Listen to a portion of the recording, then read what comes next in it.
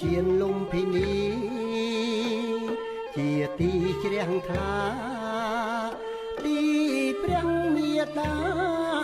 ប្រសូតបុត្រថ្លៃអោជាលំភិនីជាទីជ្រះថ្លាទីព្រះមេត្តាប្រសូតបុត្រថ្លៃ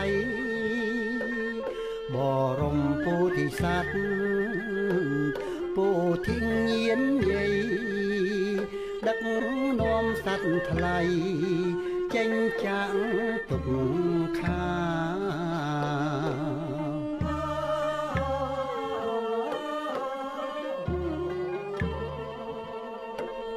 បរមពុទ្ធិសត្វ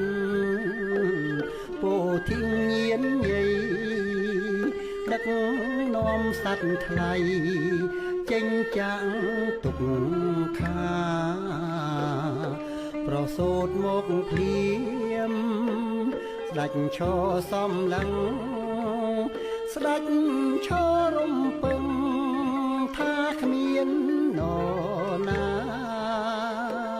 ប្រសូតមកភ្លាមស្ដេចឈរសំឡឹងស្ដេចឈររំពឹងថាគ្មាននរ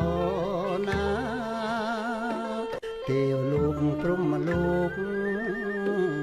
អង្គទាំងមនុស្សសាឥតមាននរណាប្រៀបស្មើបានឡើយ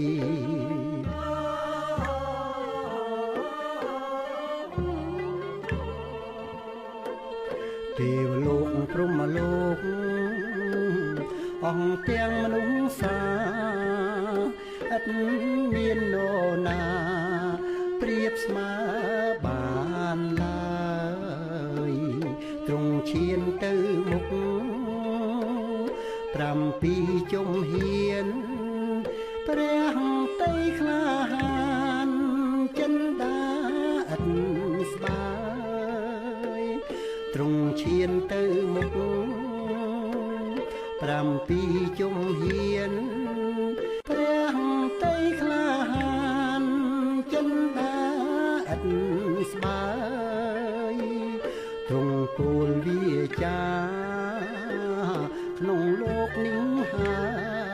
យគ្មាននរណាឡើយចំបងលើកអញ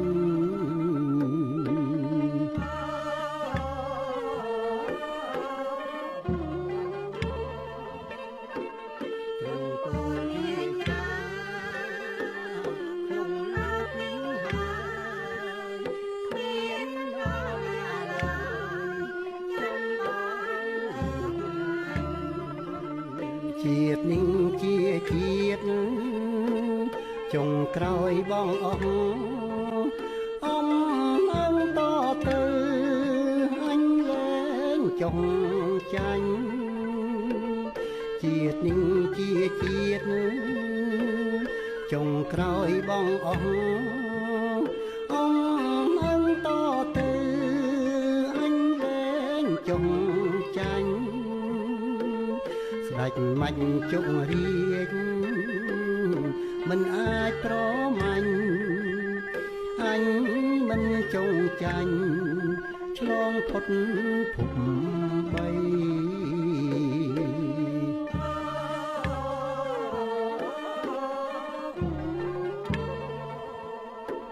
ស្ដេចមាច់ជុករាជមិនអាចប្រមាញ់អញ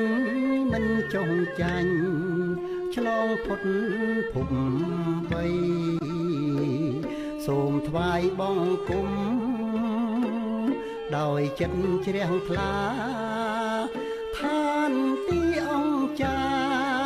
ដែលព្រះចិនស្រី